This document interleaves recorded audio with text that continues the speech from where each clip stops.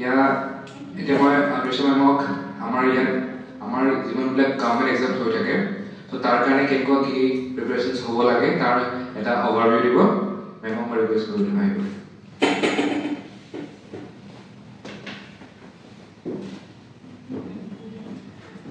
ইনফৰ্মেলি কওঁ কথাখিনি বহুত ক্ষেত্ৰতে যেতিয়া আমি এতিয়াও হয় কিছুমান ষ্টুডেণ্টক সুধোঁ কি কৰিবা নেক্সট বা কি কৰি আছা APSC দিম কিন্তু APSCত কেইখন পেপাৰ আছে সেইটোৱে নাজানে আৰু কোচিং কৰি থাকে গুৱাহাটীত আহি পেলাই কিছুমান দিল্লীতো যায় আৰু গুৱাহাটীত আহিব ধুনীয়াকৈ আছে কি কৰিছে কোচিং কিহৰ APSC এটা এক্সাম নহয় APSC এটা অৰ্গেনাইজিং ইনষ্টিটিউট APSC আণ্ডাৰ বেলেগ বেলেগ পৰীক্ষা হয় যেটো ACS বা APS বা এনেকুৱাখিনিৰ কাৰণে কম্বাইন কম্পিটিটিভ এক্সাম CC বহুতৰ এইটো নলেজে নাই যে এক্সেপ্ট CC APSC বেলেগ এক্সামো কণ্ডাক্ট কৰে বিভিন্ন ধৰণৰ গ্ৰেড 1 গ্ৰেড 2 মই যেতিয়া নিজৰ প্ৰিপাৰেচন ষ্টাৰ্ট কৰিছোঁ মই ইতিমধ্যে কৈছোঁ মই 19ত পাছ কৰিলোঁ কৰাৰ পাছত 20ত মই কৰা নাছিলোঁ 20ৰ হাফৰ পৰা মই প্ৰিপাৰেচন ষ্টাৰ্ট কৰিছিলোঁ এইবাৰ মই প্ৰথম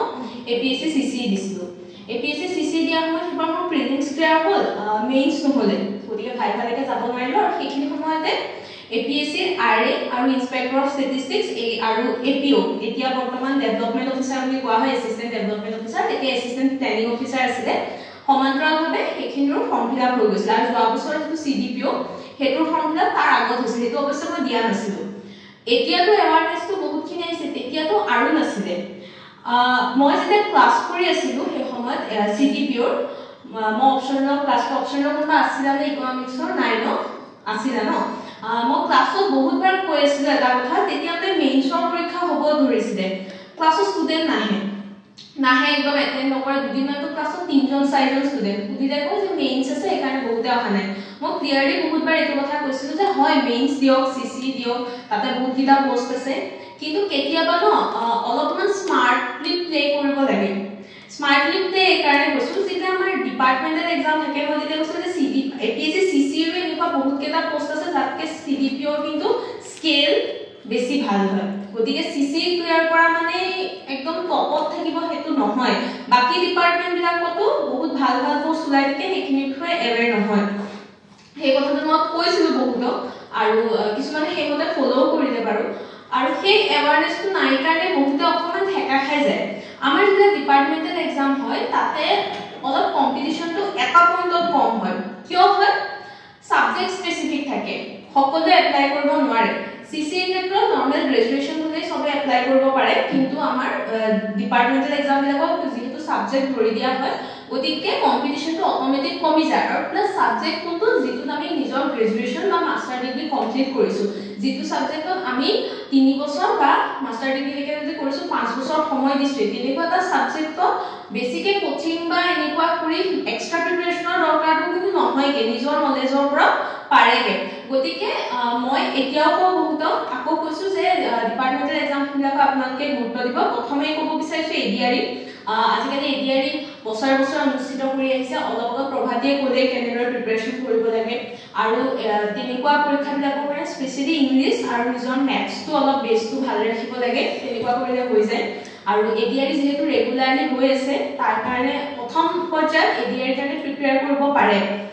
তাৰপাছত APSCৰ আণ্ডাৰত আমাৰ বেলেগ ডিপাৰ্টমেণ্টৰ পৰীক্ষাবোৰ হৈ যায় থাকে যেনেকৈ TNDৰ আণ্ডাৰ ৰিচাৰ্চ এছিষ্টেণ্ট আমাৰ ইকনমিক্স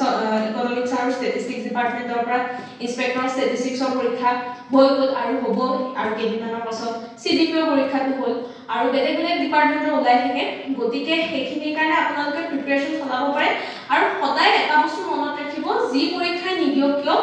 বহুতৰে এনেকুৱা হয় গ্ৰেজুৱেশ্যনৰ পাছত নিজৰ ছাবজেক্টটো একেবাৰে এৰি দিয়ে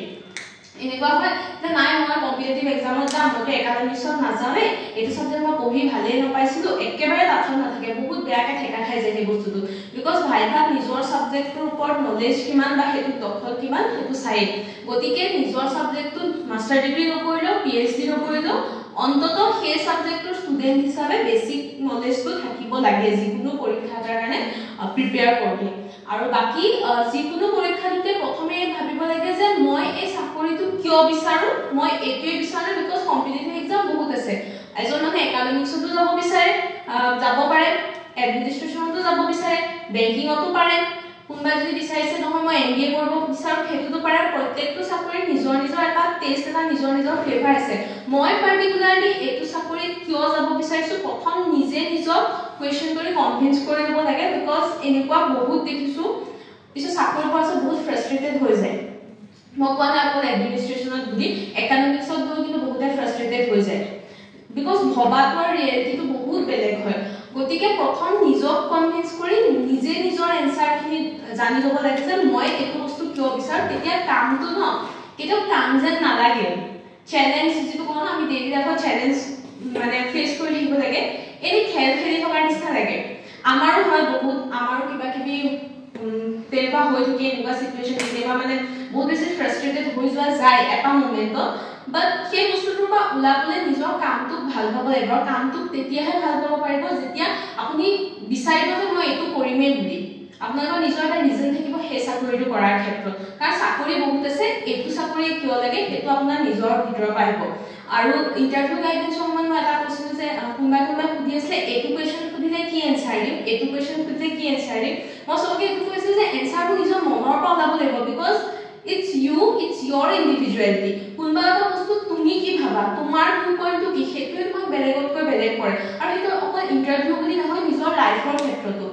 10 জনৰ মাজত তোমাৰ কথাটো মানুহে কিয় শুনিবা যে চাকৰি এওঁলোকে জয়েন কৰিব বা কাইলে তোমালোকে জয়েন কৰিবা তোমাৰ কথা তোমাৰ পইণ্ট এটা তুমি যেতিয়া ৰাখিবা এজন মানুহে বা 10 জন মানুহে তোমাৰটো কিয় শুনিব সেই তেতিয়া নিজৰ সেই কনফিডেন্সটো আহিব যেতিয়া তুমি এজ এ ইন্ডিভিজুৱেল ভিতৰৰ পৰা ষ্ট্ৰং হোৱা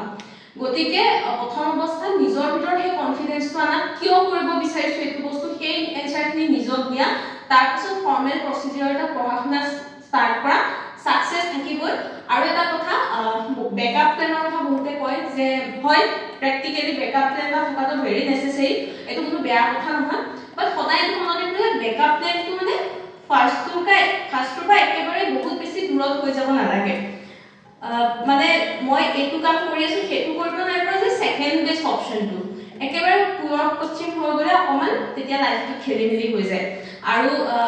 গাইডেন্সৰ সময়ত কিছুমানে কৈছিলে যে মই 3-4 বছৰ মেম একো কৰি থকা নাই এইটো ভাইভাত সুধিব নি প্ৰথম কথা এইটো কৰ্পোৰেটৰ ভাইভা নহয় আমাৰ গভৰ্ণমেণ্ট জবৰ ক্ষেত্ৰত নুসুধে বিকজ গভৰ্ণমেণ্ট জব এনেকুৱা বহুত কম আছে যোনে পাছ কৰিয়ে পায় টাইম লাগে এইটো কাৰণে প্ৰিপাৰেচন কাৰণ সেই প্ৰচেছটো সেই পঢ়ি থাকোতে হোৱা সেই মেণ্টেল ফ্ৰাষ্ট্ৰেশ্যনটো সেই এনজাইটিটো সেই ডিপ্ৰেছনৰ পৰা ওলাই আহিব পৰাটো সেইটোৱেটো লাইফৰ ষ্ট্ৰাগল আৰু এডমিনিষ্ট্ৰেশ্যনত গৈ ইন ফিউচাৰ সেইটো হেণ্ডেল কৰিব পাৰে নে সেইটো চাবৰ কাৰণে আমাৰ আসলে পৰীক্ষাবিলাকৰ টাইম ফ্ৰেমটো বা প্ৰিপাৰেচনৰ বহুত ডাঙৰ হৈ যায় যে ইমানখিনি বস্তু গ্ৰাইণ্ড হৈ মানুহজন ওলাব পাৰিছে নে নাই সেইটোৱে চাই আৰু ভাইভাৰ সময়তো কিছুমানে কয় কিছুমান পেনেলিষ্টৰ কথা যে বহুত ৰাফকে সুধিলে ষ্ট্ৰিক্টকে সুধিলে নহয় তেওঁলোকে একচুৱেলি পোক কৰি চাই চিটুৱেশ্যন হেণ্ডেল কৰিব পাৰিছে নে নাই